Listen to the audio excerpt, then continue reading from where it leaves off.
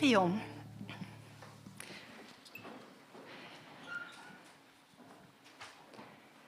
Seigneur, nous assis à tes pieds ce matin, ensemble, pour te louer. Tu es notre Dieu. Oui, tu es venu humblement parmi nous, sur cette terre qui souffre. Tu as payé le prix pour nos péchés. Tu es mort et ressuscité. C'est notre seule raison pour être ici ce matin, Seigneur.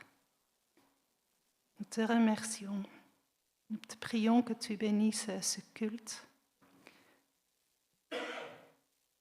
pour tous. Nous voulons te rendre grâce, Seigneur, parce que tu es digne d'être loué. Amen. Alors, dimanche passé, dans un culte en commun, avec différentes églises évangéliques de notre département, nous avons eu la joie de célébrer la résurrection de notre Seigneur. Pendant ce culte, on a lu Acte 2, verset 28. Ça fait partie du discours de Pierre qui, rempli du Saint-Esprit, explique à ses concitoyens que la résurrection de Jésus était déjà annoncée par David. Tu m'as montré les chemins qui conduisent à la vie. Tu me rempliras de joie par ta présence. Alors continuons à nous réjouir du chemin qui conduit à la vie, que Dieu a montré à Jésus en premier, puis à nous qui pouvons maintenant saisir cette vie éternelle que Jésus a rendue accessible par sa grâce. Célébrons ce matin la vie. Nous allons chanter et je suis dans la joie.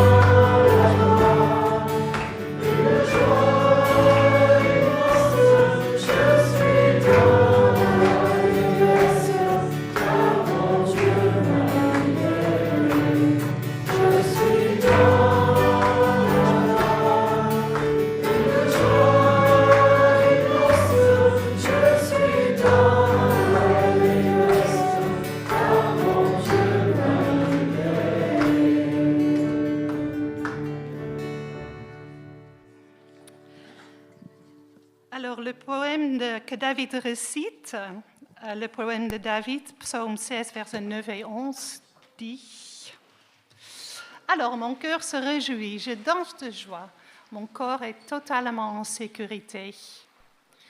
Tu me fais connaître le chemin qui conduit à la vie. Quand tu es là, la joie déborde. Auprès de toi, le bonheur ne finit pas. Il fait briller sur nous son soleil. Et sa parole éclaire notre sentier. Dans sa présence, tellement de joie. Chantons.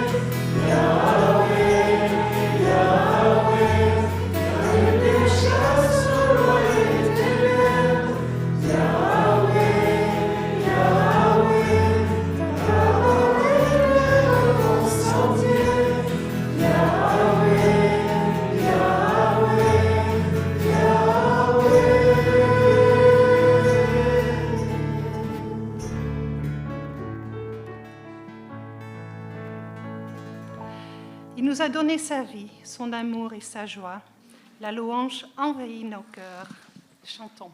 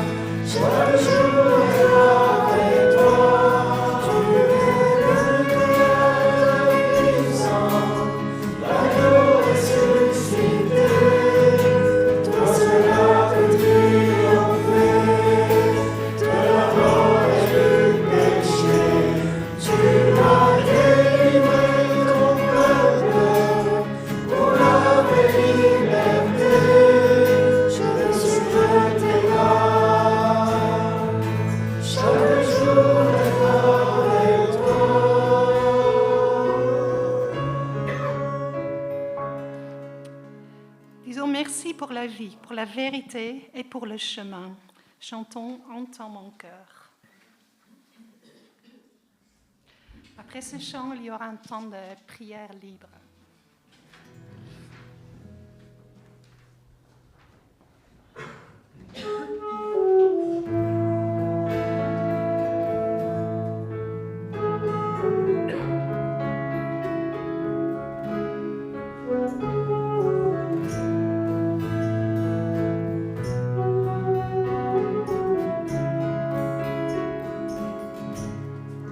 Comment expliquer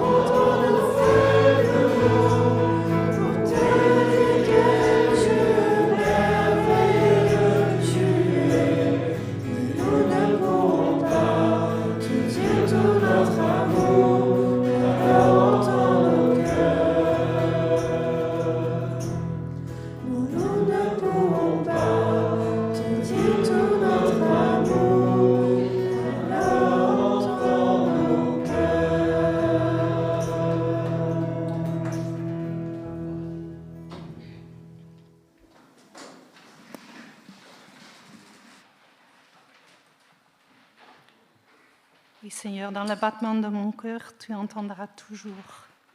Merci pour la vie, pour la vérité, pour le chemin.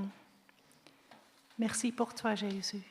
Et merci pour cette vérité que tu as révélée au plus profond de nos cœurs.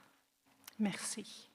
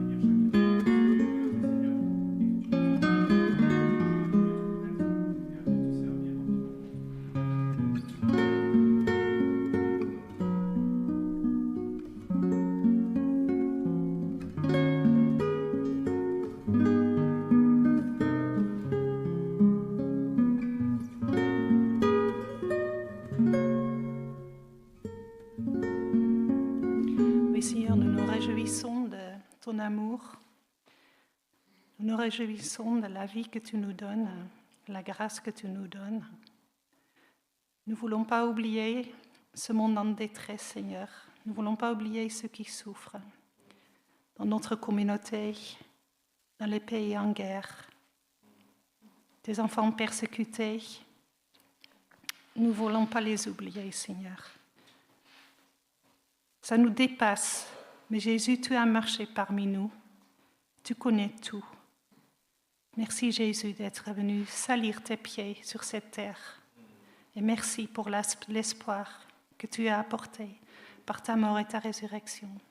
Merci, Seigneur, pour cet espoir que tu nous apportes toujours, qui est profondément ancré au fond de nos cœurs. Merci pour cela, Jésus. Merci pour ta parole, Seigneur, dans laquelle tu te révèles. Nous prions pour ta bénédiction pour Philippe Gold qui va venir parler de toi, comment tu te révèles dans ta parole. Nous prions pour ta bénédiction sur lui, sur nous, que tu ouvres nos cœurs, Seigneur, que nous puissions te voir, encore mieux te connaître, encore mieux t'aimer. Merci, Seigneur. Amen. Je vais effectivement laisser la place à Philippe Gold de l'Église méthodiste à Agen, qui va gentiment venir nous apporter la parole du Seigneur.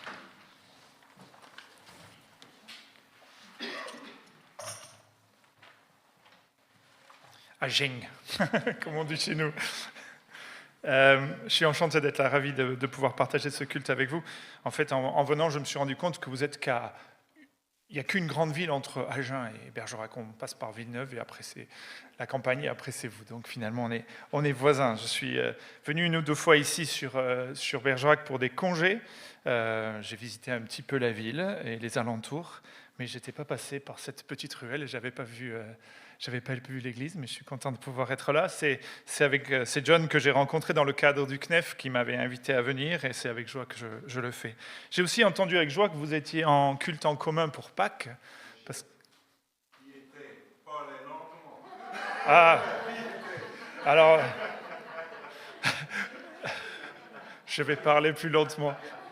Je dois être excité parce qu'en général à l'église on me dit de parler plus vite parce que je suis un peu lent, donc je dois être un petit peu excité. Je peux rajouter l'accent agenais si vous voulez aussi. Donc j'étais très heureux d'entendre que vous aviez fait pour Pâques une réunion commune, un culte en commun. Une fois on m'a demandé quelle est la fête principale des chrétiens, des évangéliques, des protestants. J'ai dit c'est Pâques. Certains pensaient que c'était peut-être Noël, mais c'est ce Christ ressuscité qui est notre message central et c'est très beau que nous puissions partager ce temps-là. En même temps, des fois je me je me dis, on le fête à Pâques, mais en fait, on le fête tous les dimanches. On fête la résurrection de Jésus-Christ tous les dimanches. Quand nous prenons le pain et le vin, nous nous rappelons de sa mort et de sa résurrection dans l'attente de son retour. Mais aussi, nous vivons le Christ ressuscité, ce Rédempteur vivant. Alors à Pâques, en tout cas chez nous, dans notre église, on fait un culte le vendredi, et on fait le vendredi saint, et puis ensuite on fait un culte le dimanche. Et on a l'habitude de parler de la croix, on a l'habitude de parler de la résurrection. Ce matin, je voudrais vous parler du texte qui se trouve entre ces deux événements, entre la mort et la résurrection. Un texte qu'on ne lit pas très souvent, ou qu'on lit, mais plutôt sur lequel on passe assez rapidement. C'est dans Matthieu 27, à partir du verset 57, pour ceux qui veulent suivre dans leur Bible ou sur leur téléphone. Voici ce que dit la parole. Le soir venu, arriva un homme riche d'Arimathée, du nom de Joseph, qui lui aussi était un disciple de Jésus. Il alla trouver Pilate et demanda le corps de Jésus. Alors Pilate ordonna de le lui remettre. Joseph prit le corps, l'enveloppa dans un drap de lin pur et le déposa dans un tombeau neuf qu'il s'était fait creuser dans la roche. Puis il roula une grande pierre à l'entrée du tombeau et s'en alla. Marie de Magdala et l'autre Marie étaient là, assises vis-à-vis du tombeau. Ce texte est connu, mais néanmoins, je ne suis pas certain que chacun puisse se souvenir particulièrement d'un verset ou le citer par cœur. Il contient un message important néanmoins. C'est un texte qui semble banal, ça traite de l'ensevelissement de Jésus, la mise au tombeau. Mais j'aimerais m'arrêter là-dessus parce qu'en fait, c'est un texte qui est aussi inscrit dans les 4 évangiles. C'est ici une preuve de la mort de Jésus-Christ qui est importante. S'il est bien mort, alors s'il est ressuscité, c'est qu'il était bien mort, c'est qu'on a la preuve aussi de sa mort. Certains essayent de le nier parfois. Il se serait réveillé après une stupeur qu'il n'était pas vraiment mort. Et il se serait présenté à Jésus ensuite et il aurait lancé ce message « Je suis ressuscité » tout en étant à moitié réveillé. Non, ça ne tient pas debout. Il était mort, les Romains l'ont reconnu, ils ont permis à ce que son corps soit mis dans le tombeau. Ce tombeau vide dans lequel il était le seul, qui ensuite sera vide au jour de la résurrection. Il n'y a plus personne. Christ est ressuscité, Christ est vivant. On connaît l'importance de la crucifixion, on connaît l'importance de la croix dans notre prédication, dans notre vie. On connaît le miracle de la résurrection, mais on passe parfois par-dessus ce texte. Et pourtant, dans ce texte même, on va voir l'action merveilleuse, l'action déterminée, prédéterminée par Dieu. Un Dieu qui agit dans les moindres détails, à la fois de la vie de Jésus et de sa mort et de sa résurrection, mais aussi dans son ensevelissement. Le vendredi soir, peut-être qu'il nous faut revenir à la mort de Jésus. Le soir tombe sur Jérusalem. J'ai l'impression qu'à l'époque, il ne devait pas trop savoir quelle heure il était, puisqu'en plein milieu de la journée, il avait fait noir. Donc, on n'arrive quand même pas trop loin de la nuit.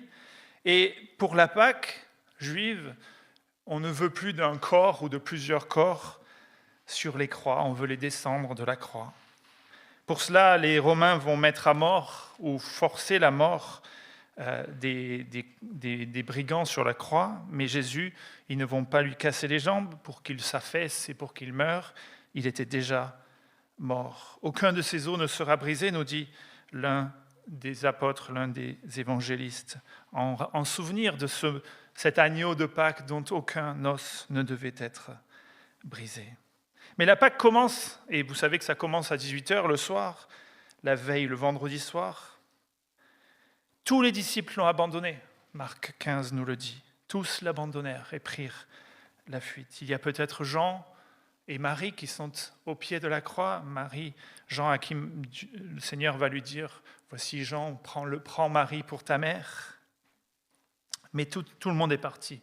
Que va-t-il se passer de Jésus sur la croix ? Que va-t-on faire du corps ? Qui va prendre soin du corps de Christ ? Deutéronome 21 nous dit que le corps d'un crucifié ou d'un mis à mort ne devait pas rester visible jusqu'à la nuit.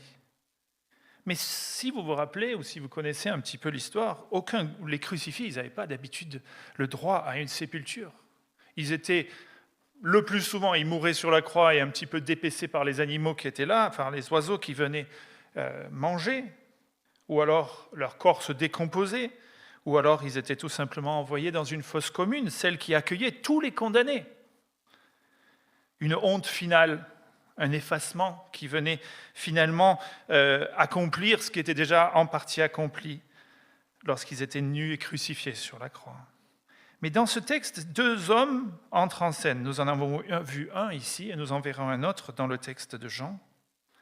2 hommes que personne n'attendait, 2 hommes qui, jusqu'à ce jour-là, vivaient leur foi un peu dans l'ombre. Le premier, vous l'avez entendu et vous l'avez lu avec moi, c'est Joseph d'Arimathée. Et j'aimerais qu'on réfléchisse un petit peu à ce que l'on peut apprendre de cet homme qui a osé, nous dit le texte de Marc, oser aller voir Pilate, oser aller demander le corps. Il n'est cité que à ce moment-ci de la parole. Et si on prend le temps, on peut regarder dans les différents textes de la parole qui il était. Touche par touche, on le voit en lisant les 4 évangiles. Dans Matthieu 27, 57, il nous est dit qu'il est riche, ce qui veut dire qu'il a tout à perdre socialement d'aller prendre le corps d'un condamné, d'un crucifié. Dans Marc chapitre 15, verset 43, il nous est dit qu'il est membre éminent du Sanhédrin. Le Sanhédrin, c'est 72 personnes les plus élevées de la communauté juive. Il est membre éminent du Conseil. La même institution qui vient de voter pour que Jésus soit mis à mort. Alors, il ose demander à Pilate la permission de prendre le corps. Dans Luc chapitre 23, 50 à 51, il nous est dit qu'il est un homme bon et juste, mais qui n'avait pas consenti au verdict du Sanhédrin. Dans Jean chapitre 19, verset 38, il nous est dit là encore qu'il était un disciple de Jésus, comme dans le texte que nous avons lu, mais cette fois-ci, il nous est dit en secret, par la crainte des Juifs. Un disciple en secret. Vous voyez que quand on lit les 4 évangiles, on a une description d'un homme éminent du Sanhédrin juif, mais qui était disciple en secret de Jésus. Un disciple, on pourrait dire aussi que la peur des hommes ou la peur des Juifs avait muselé pendant un certain temps. Mais ici, la mort de Jésus-Christ va être un moment de bascule pour lui. On peut l'imaginer, lui qui n'a pas voté pour qu'il soit mis à mort, lui qui peut-être n'imaginait pas que finalement les Romains iraient jusqu'à là, que Pilate s'en laverait les mains, vient de voir mourir celui qui croyait être le Messie, celui qui était son rabbi, son maître, puisqu'il était disciple. Les collègues du Sanhédrin sont tous très satisfaits. La fête de Pâques va commencer dans quelques heures, et lui, il se lève, il prend son manteau et il marche vers Pilate, vers le prétoire, et il demande publiquement le corps d'un condamné à mort.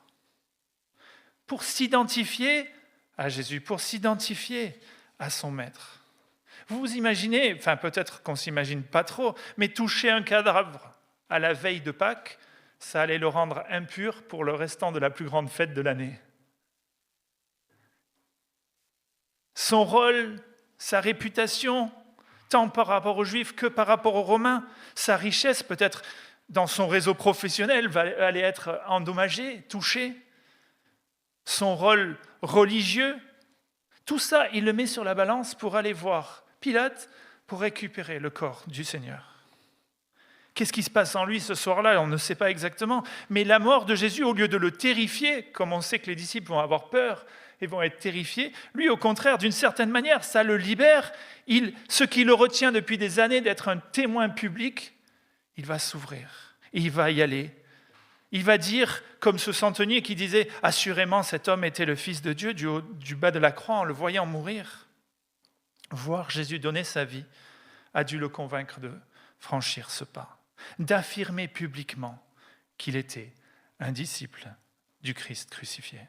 Il me semble qu'on a ici un geste d'amour, un geste profond, sans aucun espoir de retour. Je me donne, je donne, sans que je sache comment ou pourquoi, ou si le Seigneur pouvait même me le rendre. Peut-être avait-il entendu dans les paroles de Jésus dans Matthieu 16, renoncer à soi-même et attendre le retour du Seigneur en gloire. C'est le premier disciple dont je voulais vous parler ce matin, un disciple qui est passé de l'ombre à la lumière ce jour-là. Et le second, qui est-il? Vous connaissez le second?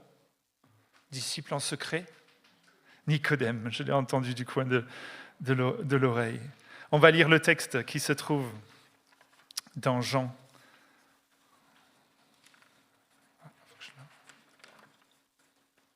Excusez-moi, je l'ai mis où? Je vais le lire ici. Après cela, Joseph d'Arimathée, qui était disciple de Jésus, mais en secret par crainte des chefs juifs, demanda à Pilate la permission d'enlever le corps de Jésus. Pilate le lui permit. Il vint donc et enleva le corps de Jésus. Nicodème, l'homme qui auparavant était allé trouver Jésus de nuit, vint aussi. Il apportait un mélange d'environ 30 kilos de myrrhe et d'aloès. Ils prirent donc le corps de Jésus et l'enveloppèrent de bandelettes avec les aromates, comme c'était la coutume d'ensevelir chez les Juifs. Or, il y avait un jardin à l'endroit où Jésus avait été crucifié, et dans le jardin, un tombeau neuf, où personne n'avait encore été mis. Ce fut là qu'ils déposèrent Jésus, parce que c'était la préparation de la Pâque des Juifs, et que le tombeau était proche. Un deuxième disciple en secret. Si vous regardez dans Jean, c'est assez intriguant. 3 fois il est cité comme celui qui était venu voir Jésus de nuit. Vous savez, parce que la crainte d'être vu en compagnie de Jésus, au chapitre 3 et au verset 2, il vient de nuit, il croit, nous semble-t-il, entendre dans ce texte de Jean 3, mais il reste secret. Dans Jean chapitre 7, versets 50 et 52, lorsque le Sanhédrin parle de Jésus, lui prend une petite défense de Jésus, Jean 7. Notre loi juge-t-elle un homme sans l'entendre? Donc, quand même, il faudrait qu'on entende Jésus avant de le juger. Mais là, c'est un demi-courage, il me semble, assez vite noyé, puisqu'on lui dit « Es-tu de Galilée, toi aussi? Es-tu avec eux ?» Puis après, le texte s'arrête. Mais ici, dans Jean 19, il arrive avec 100 livres de myrrhe et d'aloès, 30 kilos d'aromates très chers, qui proviennent d'Asie, donc de loin, et publiquement, avec Joseph d'Arimathée, en plein jour, à la fin de la journée, il va venir chercher le corps de Jésus. Il va donner une fortune, mais il va aussi par là même avouer « Il est mon rabbi, je suis son disciple ». Avec Joseph, ils enveloppent le corps dans des linceuils. On imagine l'amour qu'ils y témoignent. Avec soin, les bandelettes, nous dit Jean. Mais là où la famille, les disciples sont absents, eux, 2 disciples en secret, se révèlent le jour de la mort de leur maître. Ce qu'ils accomplissent sans le savoir, c'est des prophéties de l'Ancien Testament. Et c'est, il me semble, le moment fort ici de ce texte. Ésaïe, dans 700 ans avant, avait écrit dans Ésaïe 53, verset 9, « On a mis son sépulcre parmi les méchants, son tombeau avec le riche, quoiqu'il n'eût point commis de violence et qu'il n'eût point de fraude dans sa bouche. » Jésus est mort entre 2 malfaiteurs. On aurait dû mettre son tombeau avec ces malfaiteurs. De manière complètement miraculeuse, Jésus, son corps est mis parmi le riche. Son tombeau avec le riche. Lui qui n'a commis aucune violence. Lui dans la bouche duquel il n'y avait pas eu de fraude ni de mensonge. C'est dans le tombeau d'un homme riche qu'il est déposé, un tombeau neuf. Personne n'y avait encore été mis. Comme je disais tout à l'heure, on ne pourra pas confondre les corps, on ne pourra pas se méprendre. Lorsque le tombeau est vide, il n'y en avait qu'un dans ce tombeau. C'était le corps du Christ et il n'y est plus. Ça sera pour tous une preuve irréfutable de la résurrection, de la victoire. Alors Joseph, j'imagine, n'était pas en train de lire ce texte d'Ésaïe 53 le soir de la mort de Jésus. Il a suivi son cœur, son amour pour son maître, et sans le savoir, il accomplit point par point une prophétie écrite 700 ans plus tôt. Dieu n'avait pas besoin ici d'un héros, il avait juste besoin d'un homme disponible au bon moment et qui donne ce qu'il avait. quand les femmes reviendront au tombeau le dimanche, donc Jésus est trois jours, une partie du vendredi, tout le samedi et une partie du dimanche, c'était comptabilisé comme 3 jours, ce tombeau sera vide. Et une autre parole prophétique s'accomplira, Matthieu 12, verset 40. En effet, de même que Jonas fut 3 jours et 3 nuits dans le ventre d'un grand poisson, de même, le Fils de l'homme sera 3 jours et 3 nuits dans la terre. Lisons la suite. Dans Matthieu 27, on pouvait aussi lire les quelques versets qui précédaient les nôtres. À partir du verset 55, c'était le moment où Jésus mourait. Il y avait là plusieurs femmes qui regardaient de loin. Elles avaient accompagné Jésus depuis la Galilée pour le servir. Parmi elles étaient Marie de Magdala, Marie, mère de Jacques et de Joseph, et la mère des fils de Zébédée.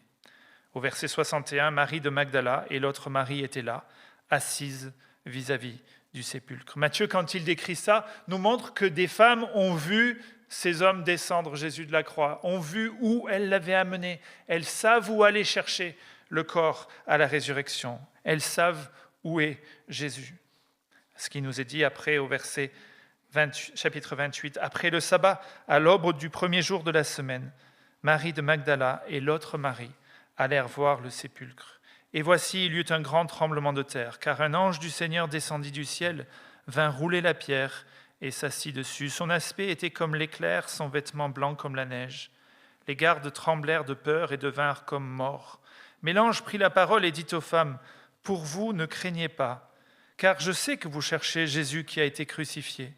Il n'est pas ici. Il est ressuscité, comme il l'avait dit. Venez, voyez le lieu où il était couché. Allez promptement dire à ses disciples qu'il est ressuscité des morts. Et voici, je vous précède en Galilée. C'est là que vous le verrez. » Ces 2 Maries sont là, elles voient tout. Elles savent où il est, elles reviennent, mais il n'est plus là. Christ est ressuscité. Dans Luc chapitre 24, « Pourquoi cherchez-vous parmi les morts celui qui est vivant ?» C'est un retournement final. Joseph avait donné son tombeau à Jésus, ce qu'il avait finalement pratiquement de plus précieux, un tombeau de riche, un tombeau creusé pour lui-même, nous dit le texte de Matthieu, sa propre tombe. Mais ce qui est intéressant, c'est que Jésus n'en a pas eu besoin bien longtemps. Pas plus de 3 jours, les liens de la mort ne peuvent le retenir. Psaume 49, verset 16, « Dieu sauvera mon âme du séjour des morts, il me prendra sous sa protection. » Ce tombeau qu'il avait offert à son maître, pour peu de temps, va devenir le lieu de la plus grande victoire de toute l'humanité. Christ a vaincu la mort, Christ est ressuscité. Je voulais tirer 2 applications ou 2 pensées pour nous aujourd'hui de ces 2 hommes. Le premier, c'est un texte que je lis aussi dans les Proverbes.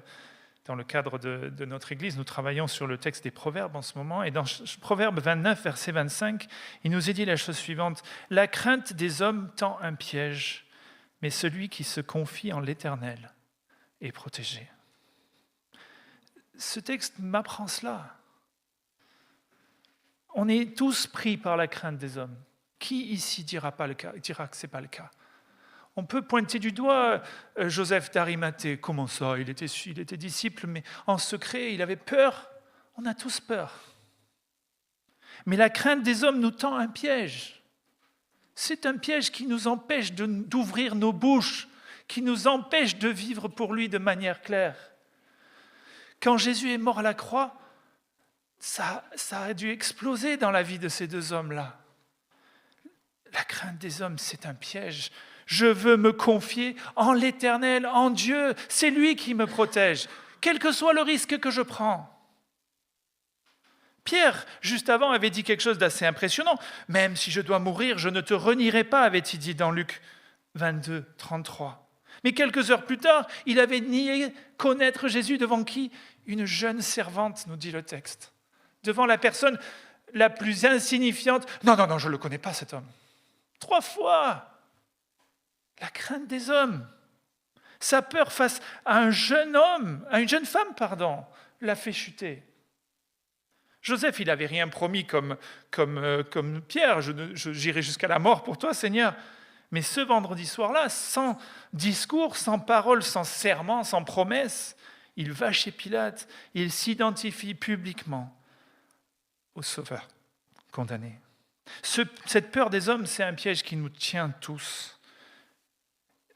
Ça ne nous demande pas forcément de renier Jésus-Christ, mais simplement qu'on se taise, simplement qu'on évite le sujet, simplement qu'on évite d'en parler, ou qu'on garde ça pour des espaces protégés.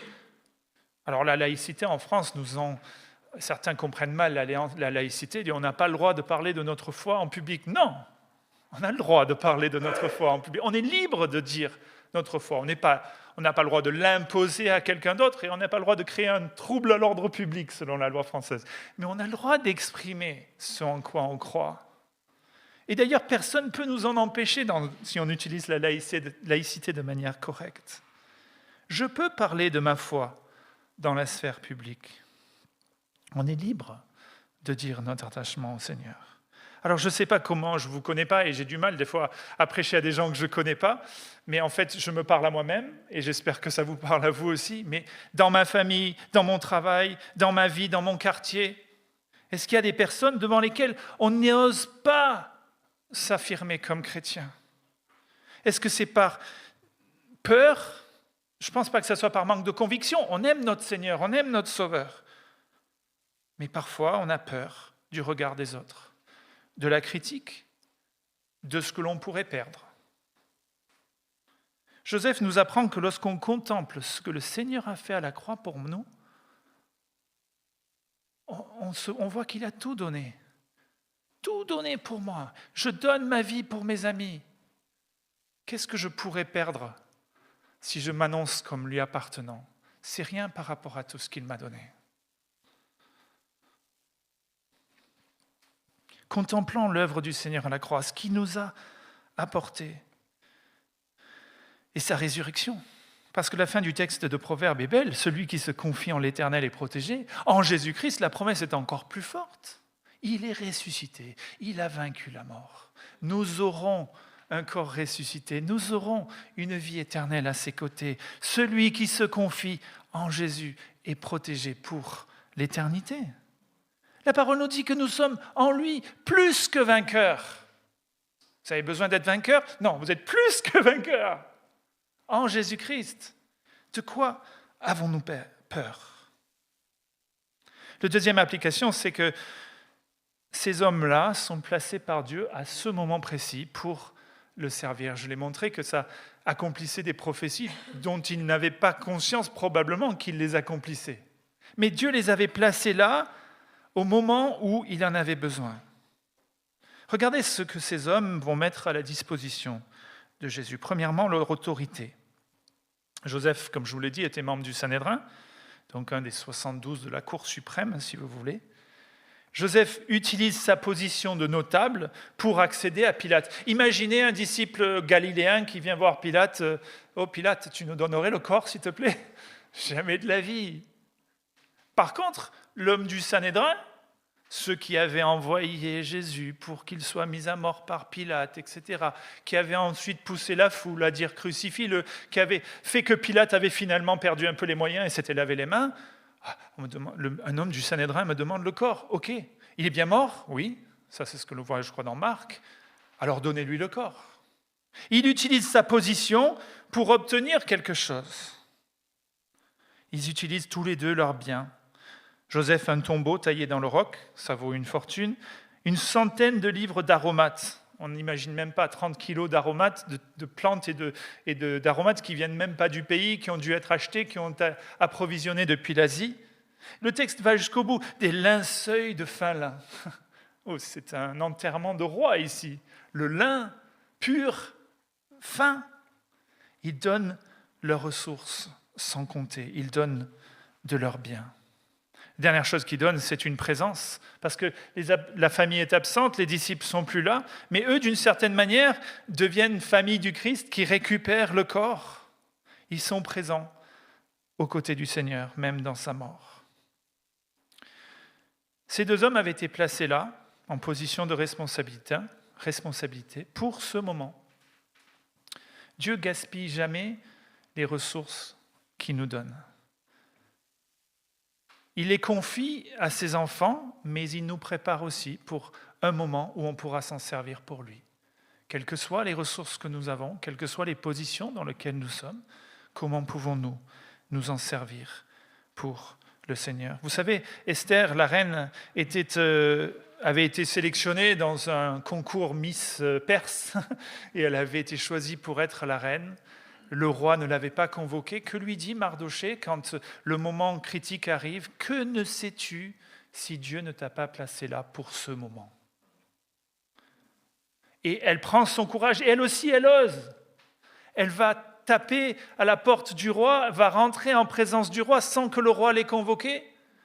Il lèvera son sceptre et elle pourra exprimer ce que le Seigneur avait mis sur son cœur pour protéger son peuple. Quelle position occupons-nous? Je ne vous, là encore, vous connais pas. Quelles sont vos sphères d'influence? Quelles sont vos ressources? Mais au travail, dans la famille, dans la communauté, dans le quartier, dans la résidence, dans une classe, dans une promotion à la fac, est-ce qu'on utilise la position que Dieu nous a donnée, car tout don parfait vient d'en haut, pour le Christ? Ou pour nous-mêmes? Pour lui? Ou est-ce qu'on le conserve pour moi? Peut-être que le Seigneur nous dit, il y a un moment particulier, tu es placé là pour me servir. Comme Joseph, comme Nicodème.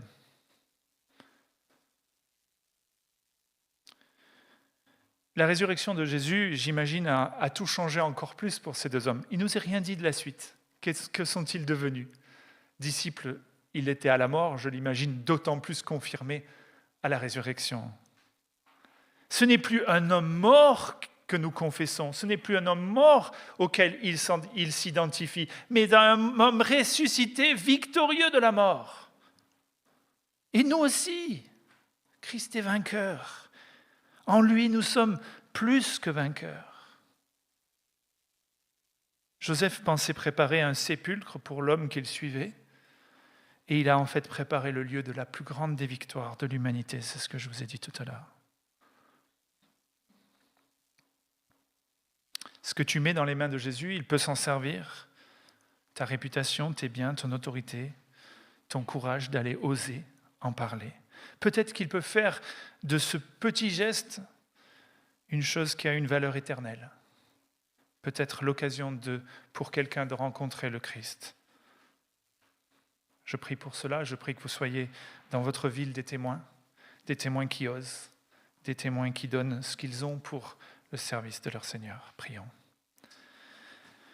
Seigneur, nous avons, et nous le reconnaissons, nous sommes si faibles et si souvent nous avons peur.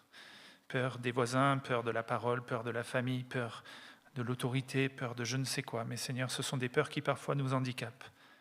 Et Seigneur, en regardant à ta victoire à la croix, nous voulons vivre comme des vainqueurs, vivre comme des gens qui sommes en toi plus que vainqueurs. Seigneur, abat ces peurs dans nos cœurs, que nous sachions nous confier à toi.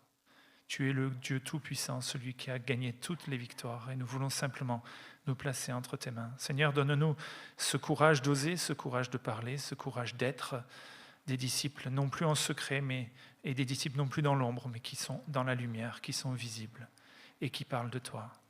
Seigneur, parfois tu nous places dans des situations où nous sommes les seuls chrétiens que des gens autour de nous peuvent voir. Seigneur, que nous reflétions ta gloire, que ton amour soit manifesté à travers notre amour, que ta compassion soit visible dans la nôtre, que la paix que tu donnes soit visible dans la paix que nous avons dans nos cœurs, dans des temps de tourment, même ceux que nous vivons dans le monde où le monde est tourmenté. Nous vivons une paix en toi, qu'elle soit visible, qu'elle soit contagieuse. Seigneur, nous t'en prions. Seigneur, garde-nous d'avoir cette peur, mais donne-nous de nous confier en toi. Tu es celui qui nous protège. Tu es celui qui donne la victoire. Gloire à toi. Seigneur, tu es ressuscité, tu vis, tu intercèdes auprès du Père pour chacun d'entre nous. Et Seigneur, nous voulons être des disciples qui vivent dans cette lumière. Amen. Et là, je vous propose de chanter « À toi la gloire, ô ressuscité, à toi la victoire pour l'éternité ». Et on devrait se chanter ce jour tous les jours, ce chant tous les jours, parce qu'il est notre victoire.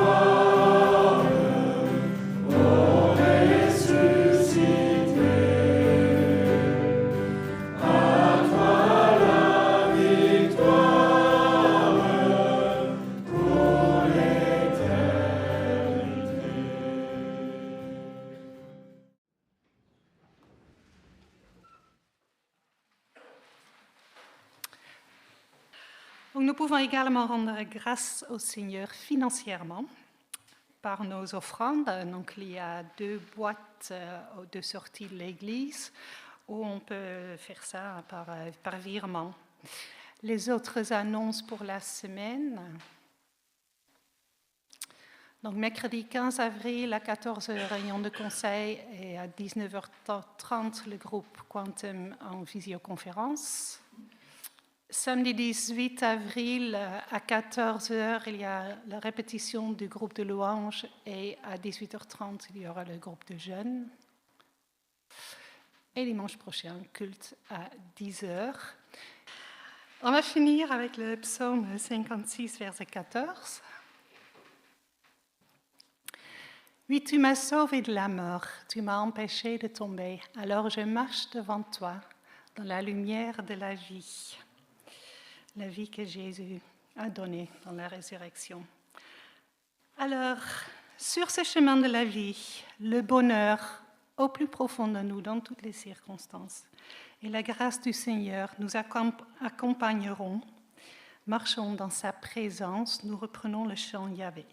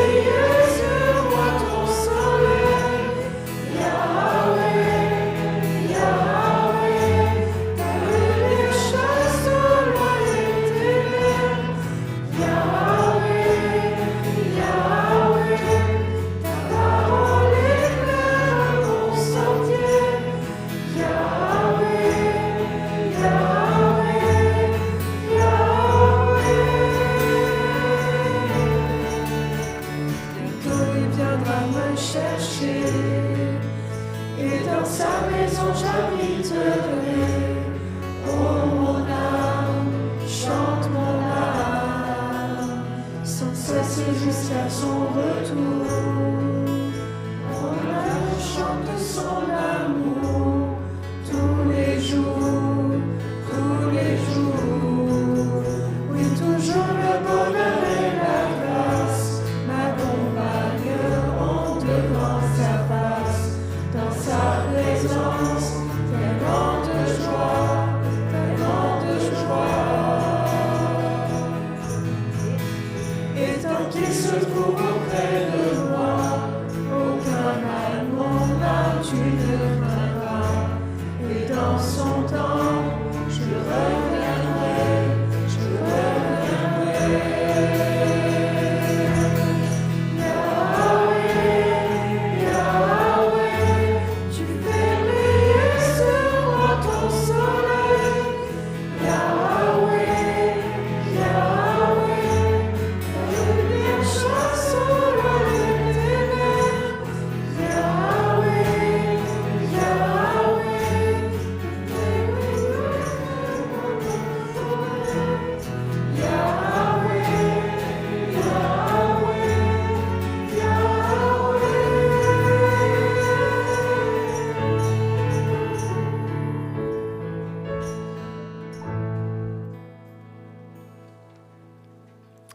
Merci beaucoup, les musiciens, merci les techniciens, merci à tous d'être venus, merci à Philippe. Bonne semaine à tous.